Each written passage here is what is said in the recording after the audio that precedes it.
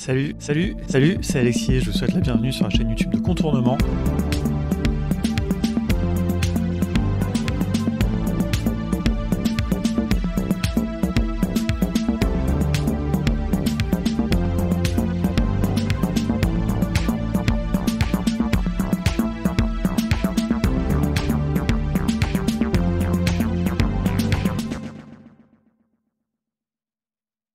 Salut, c'est Alexis, je vous souhaite la bienvenue sur la chaîne YouTube de Contournement et j'aimerais vous présenter un petit peu les nouveautés qu'il y a eu cette semaine, qui ont été annoncées à la conférence Make with Notion.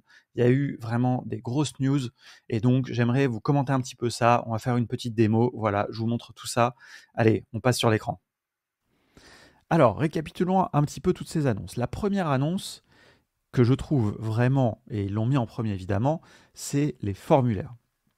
Alors ça, c'est une vraie annonce. Ça, c'est vraiment quelque chose de nouveau, puisque avant, il n'y avait pas de formulaire. Il n'y avait pas de formulaire. Qu'est-ce qu'on devait faire si on voulait mettre un formulaire dans Notion?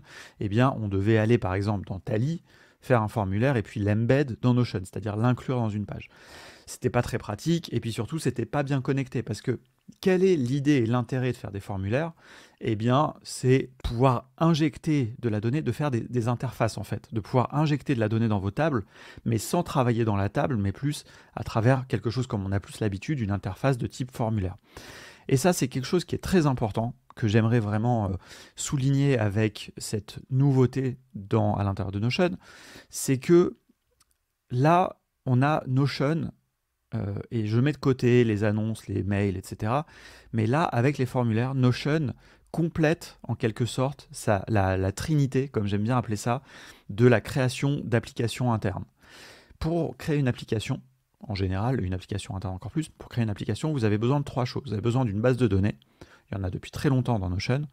Vous avez besoin de logique, il y en a dans Notion depuis pas très longtemps, et là, ils viennent de l'améliorer, c'est les automatisations. Et vous avez besoin d'interfaces. Alors, Notion, en quelque sorte, depuis le début, est une interface, la page blanche est une interface, mais ce qui manquait dans cette interface, c'est des éléments de saisie. Alors, ils avaient mis des boutons, mais maintenant, ils ont mis vraiment des champs de formulaire. Donc ça, j'espère que c'est clair. Ça, c'est vraiment un truc qui me paraît très, très important. C'est que aujourd'hui, dès maintenant, vraiment, vous pouvez faire des choses. Vous pouvez créer des logiciels, en quelque sorte. C'est un mot un petit peu pompeux, mais vous pouvez créer des logiciels à l'intérieur de Notion, puisque vous allez pouvoir créer des outils internes complets grâce à ces formulaires. On va aller tester après, mais on va défiler, on va un petit peu commenter les releases, mais ça vraiment j'insiste là-dessus. Je pense que le formulaire, pour moi, dans toutes ces annonces, c'est l'annonce la plus importante du point de vue du produit Notion. La deuxième annonce la plus importante, c'est les emails, ici, et ils l'ont mis en deuxième, c'est pas un hasard, hein, évidemment. Alors c'est coming soon, c'est pas encore disponible, vous pouvez vous inscrire à la waiting list, c'est ce que j'ai fait. Et donc, en fait, ils ont recréé un client mail. C'est quoi un client mail? Un client mail, c'est un outil qui vous permet d'accéder à vos emails.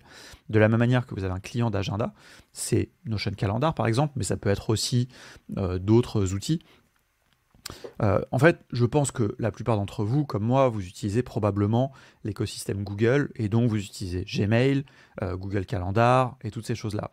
Et donc, comme tout se passe dans le navigateur web, on perd un peu la notion de client. Mais certains d'entre vous, probablement, utilisent Outlook, qui fait et le calendrier et le client mail. Mais voilà, on peut avoir des choses comme ça. Dans le monde open source, on a Thunderbird, qui permet de faire un client mail. On a Firefox, qui est le navigateur web. Vous voyez, donc on a différents outils. Et donc, Notion, petit à petit, avec des acquisitions, parce qu'ils ont racheté des boîtes en fait pour faire ces choses-là. Il y a 2 ans, ils avaient racheté Cron, qui est une société qui faisait un calendrier, et puis 1 an plus tard, ils ont sorti Notion Calendar. Et donc, vous voyez, comme ça, Notion Agenda, je me souviens plus d'ailleurs comment ça s'appelle, mais bon, bref. Et là, maintenant, l'année dernière, pareil, ils ont discrètement racheté une boîte qui faisait un client email, et là, maintenant, ils sortent Notion Mail. Et donc, c'est hyper intéressant. Ils veulent essayer de réinventer l'email un petit peu à la manière de Google à réinventer un petit peu avec Gmail.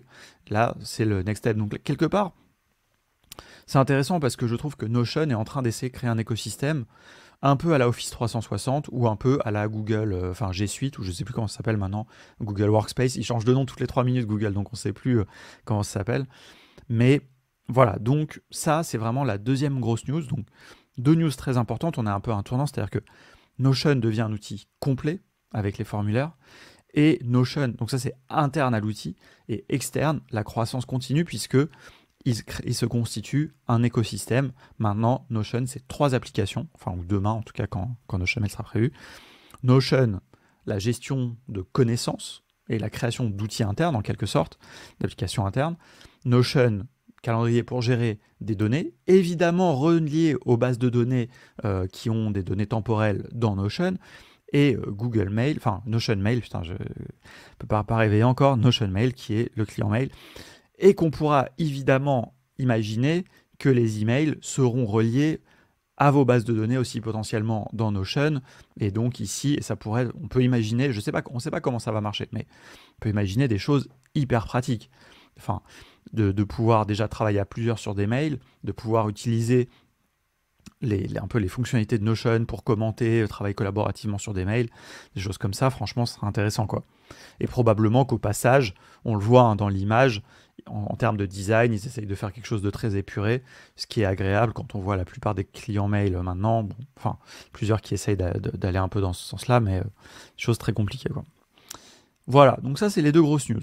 Bon, news un petit peu secondaire, on peut changer un petit peu le layout des pages. Le layout, c'est la mise en page. Donc bon, c'est sympathique, on va aller voir après. Et les automatisations, en fait, c'est pas qu'il y a des nouveautés dans les automatisations. Enfin, si, il y a des nouveautés dans les automatisations. Il y avait déjà des automatisations. Première chose, les automatisations peuvent envoyer des emails grâce à Gmail, ça c'est quand même très pratique, notamment pour faire des notifications, des choses comme ça.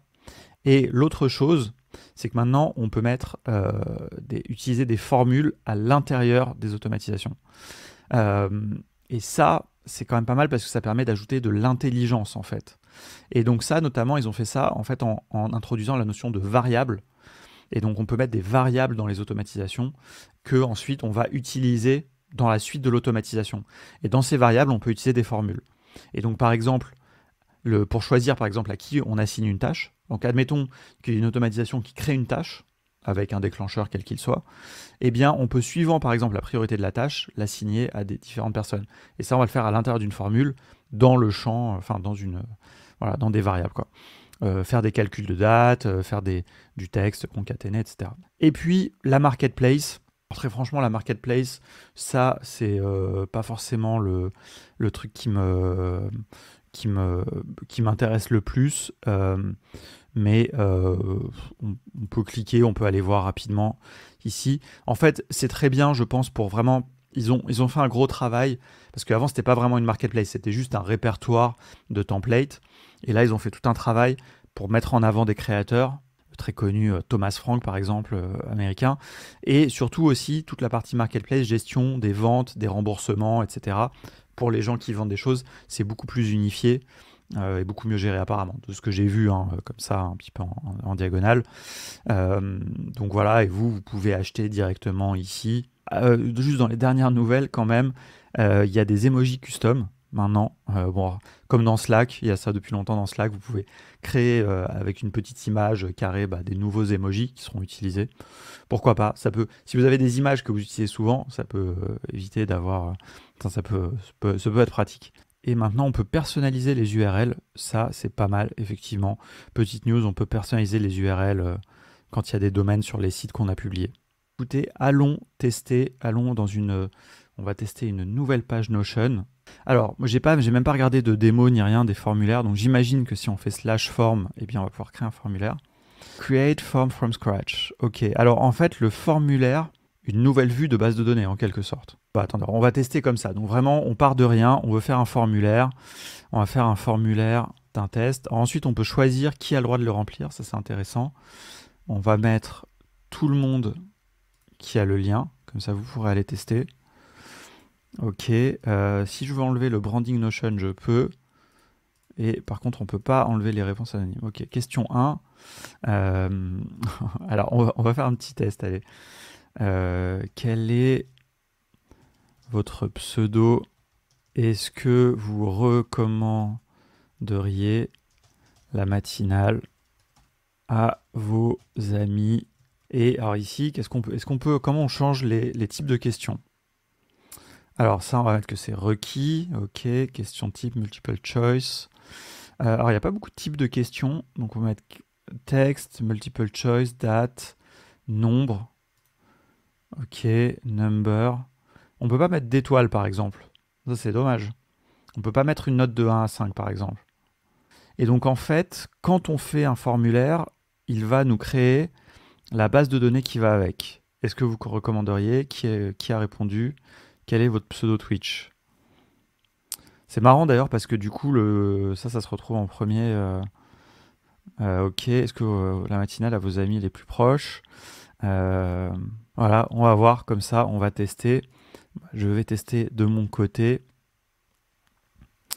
Attendez, je vais ouvrir. Si j'ouvre là, le problème c'est que je vais être connecté à Notion, donc je pourrais quand même le remplir. Quel est votre pseudo? Alex Kovacs. Évidemment, je recommande 10, évidemment, les gens de regarder la matinale. Hop, envoyer. Et nous avez bien reçu la réponse. Et donc, qu'est-ce que ça donne? Eh bien, évidemment, j'imagine que ça va ici. Eh bien, merci pour toutes ces notes, ça fait très plaisir. Voilà. Est-ce qu'on peut... Alors, et maintenant, allez, on va se faire un petit kiff. On va mettre un chart ici. Voilà, des notes. Merci à ceux qui ont vu jusque 10, ça fait plaisir.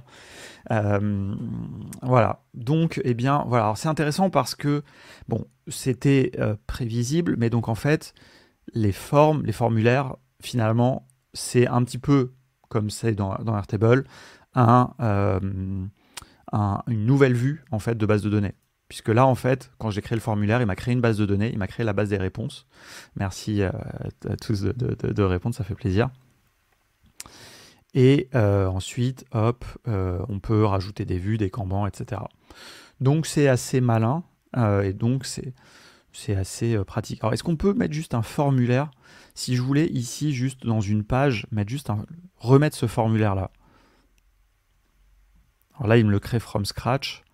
Mais si je veux... En fait, on peut pas juste faire un form. En fait, moi, j'aimerais bien qu'ils me mettent juste les champs, mais pas le contexte qu'il y a autour, là, les réponses, etc. quoi. Si on copie le lien comme ça, qu'est-ce qui va nous... Ça, c'est un peu méta. J'ai embed le formulaire, du coup, ça marche très bien. Donc, c'est ça la réponse à ma question. Donc, si vous voulez un formulaire sans le contexte de la base de données, etc., vous faites un embed de votre propre formulaire.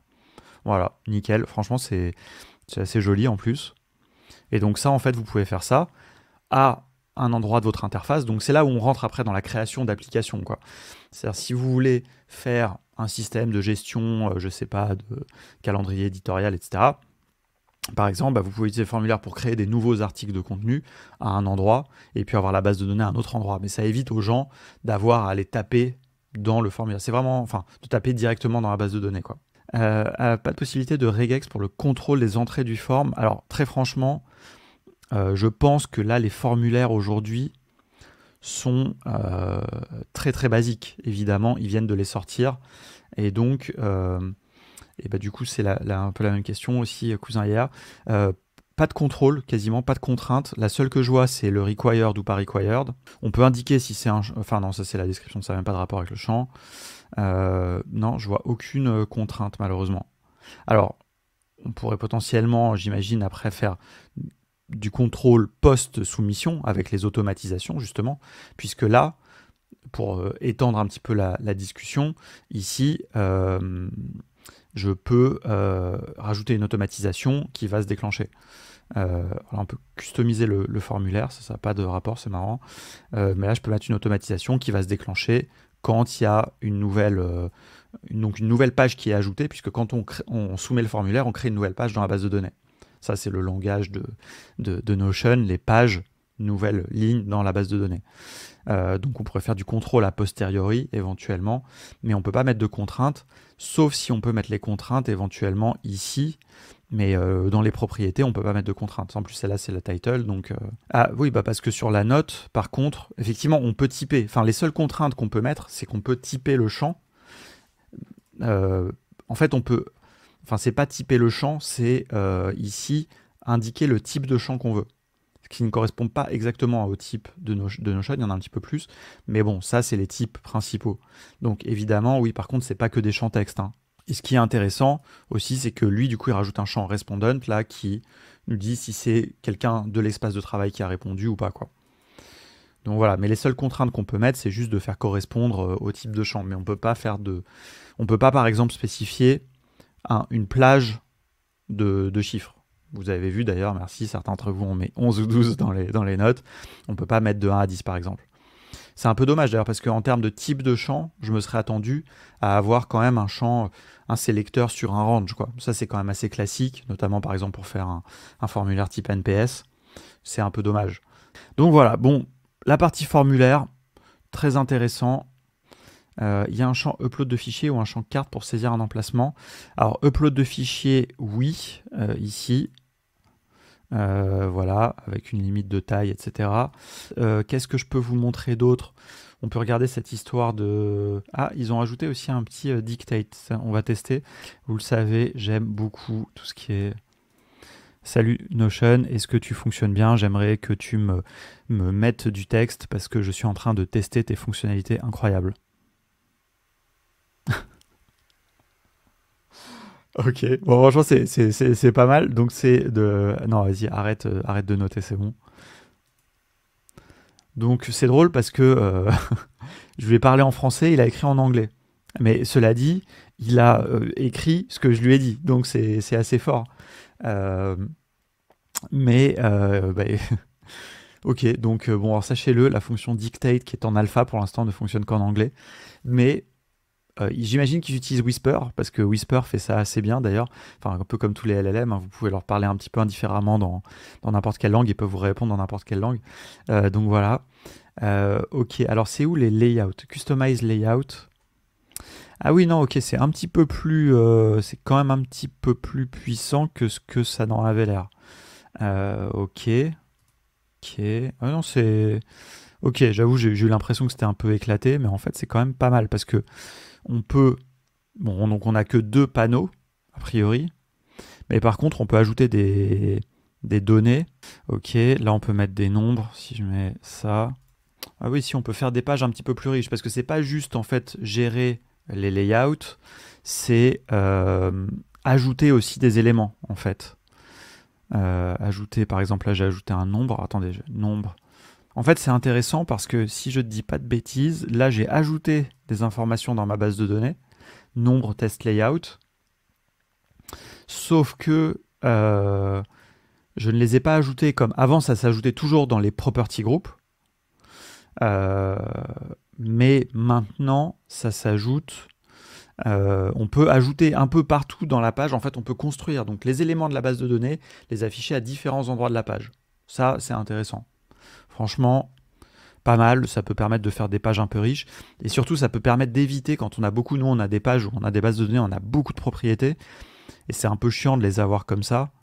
Donc voilà. Alors, par contre, est-ce qu'on peut... Ah oui, donc on peut cacher aussi certaines propriétés. Est-ce qu'on peut les sortir? Est-ce qu'on peut les mettre ailleurs? Moi, j'aimerais bien la mettre ici. Non, ça marche pas. Il faut ajouter... Ah non, on peut... Ah oui, use existing property. Donc par exemple, le respondent, au lieu qu'il s'affiche là, on peut l'afficher là. Et on peut l'afficher là. Ah, franchement, c'est fort. C'est fort, j'avoue, j'avais pas bien compris en regardant le GIF, comme quoi il faut toujours bien tester. Hein.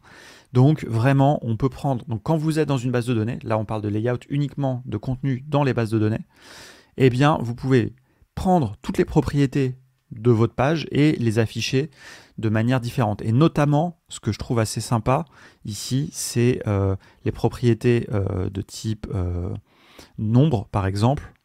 Est-ce qu'on peut faire des colonnes? Ah non, on peut pas... Alors c'est que tout en ligne quand même. Hein. J'aurais bien aimé les mettre côte à côte, ceux-là. Parce que là, sinon on se met un truc comme ça. Ça peut être assez cool. On vient ici. Non. Chart. Si j'ouvre par exemple là, voilà, mon layout. Ici je mets un nombre. Je mets 90. Et ben voilà, j'ai... C'est dommage qu'on puisse pas faire un peu comme des espèces de mini tableaux de bord.